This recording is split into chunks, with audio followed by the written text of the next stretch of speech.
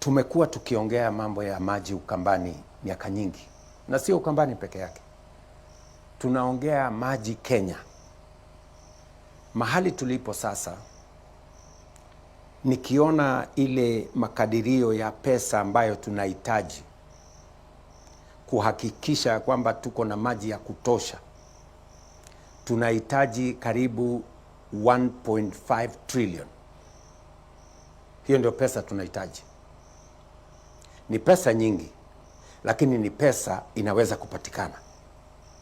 Na nimesema ya kwamba nitarudi bunge kwa sababu inatakikana tujenge mabwawa makubwa ya maji 50 na zingine ndogo ndogo ambazo zitasaidia sisi, number 1, kupata maji ya kutosha kwa wananchi wa Kenya kutumia nyumbani. Number 2, tupate pesa